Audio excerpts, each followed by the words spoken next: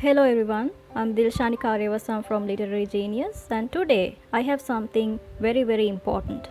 I have brought you a model answer to the poem Farewell to Barn and Stack and Tree, written by A.E. Housman. So this is completely designed to meet the standards of your O-level exam, and it's an original answer, not something copied from online sources. So you won't find this anywhere else, and if you do, well, you can guess how it went there. Right. Without further ado, let's get things started. This is the question to which we are going to write the answer, so let's read it first. A.E. Housman provides an empathetic expression of a person who is suffering with the feeling of guilt. Discuss in relation to Farewell to Barn and Stack and Tree. Great. Now, as you know, any essay begins with an introduction. So, this is the introduction to the answer. Let's read it and see. The poem Farewell to Barn and Stack and Tree can be treated as a ballad written by the renowned English poet A.E. Housman. The poem relates the confession of a man who committed murder and his overwhelming feelings of guilt. The poet empathetically captures the emotion of guilt felt by the man. Therefore, the essay will argue that the poet provides an empathetic expression of the speaker suffering from guilt. Right. So you can see an introduction always contains something called a thesis statement. A thesis statement is the last sentence of your introduction, and it tells your examiner what your main argument is or what you are going to discuss in the body of the essay. So after the introduction, you need to give supporting evidence to prove the thesis statement in the form of body paragraphs. So I call them points. Ideally, we need to have 3 points in an essay. Basically, you can write 3 paragraphs as 3 points. So let's look at the first point. At the outset of the poem, the speaker bids farewell to his surrounding and a person called Terence. Farewell to barn and stack and tree. Terence, look your last at me, for I come home no more. These are the quoted lines, which will function as evidence. As revealed later on, the speaker decides to leave the village due to the crime he committed by killing his brother Maurice.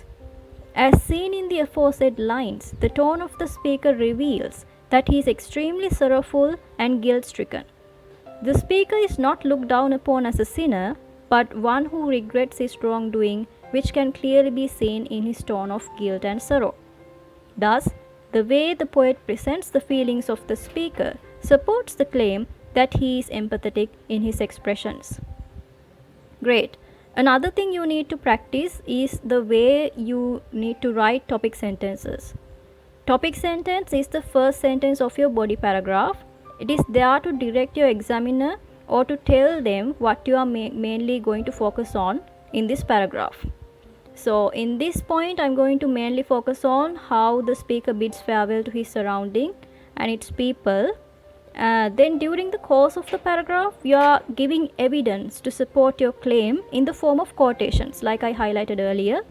And then what you need to do is to explain how this quotation supports your claim, right? And the paragraph ends with something called a linking sentence. So you can do 2 things here with the linking sentence. You can either restate your claim in different words, or like we need to mind that. Can't use the same phrasing, the wording, or you can link this paragraph to the next one, right? Mostly we practice the first option, which is to restate your claim, because it gives a sense of wholeness to your argument, to your paragraph, and the examiner feels that you have properly addressed the point. Great. Now let's take a look at the second point. The incident of murder strikes a chord with the biblical story of Abel and Cain, in which Cain kills his brother Abel. As punishment, God commands Cain to walk the earth for eternity. However, the wrath of God in the story is replaced by the empathetic expression of the poet, who realizes the speaker's guilt. The repetition of bloody hands in the following lines evinces that the poet is attempting to highlight the feelings of guilt of the speaker. And here's a bloody hand to shake, and oh man, here's goodbye, my bloody hands and I. The exclamatory expression, "oh," also reveals how guilt-stricken and frustrated he feels. Thus, it can be said that the poet is more empathetic in approaching the incident. Finally, we come to the last point, the third point. Right, let's read it and see. Not only that the speaker is upset about leaving the village, but also the people who are dear to him. The speaker recalls his mother, who will have to be alone thereafter. She had 2 sons at rising day, tonight she'll be alone. The tone is replete with a sense of sorrow and guilt for leaving his mother unaccompanied. He also addresses a person called Terence, who could be a close associate. The identity of Terence remains highly ambiguous. Nevertheless, it is clear that the speaker shares a deep bond with him or her when he wishes him or her happiness and good fortune. I wish you strength to bring you pride, and I wish you luck come Lammastide. The feeling of finality felt by the reader when he bids farewell to these characters indicates his feelings of sadness. Once again, the poet captures the human aspect of the speaker by bringing his sadness and guilt into light. Now, the conclusion. The conclusion is the place where you connect the dots, connect the main 3 points. It begins by stating the purpose of your essay. It actually looks something like this. So let's read it and see. The essay discusses the way A.E. Housman provides an empathetic expression of the speaker's suffering due to guilt. At the outset of the poem, Housman presents the speaker not as a sinner, but as one who regrets his wrongdoing. The wrath of God in the biblical story is replaced by the empathetic expression of the poet who understands the speaker's guilt. The poet also captures the human aspect of the speaker by highlighting his relationship with his mother and Terence.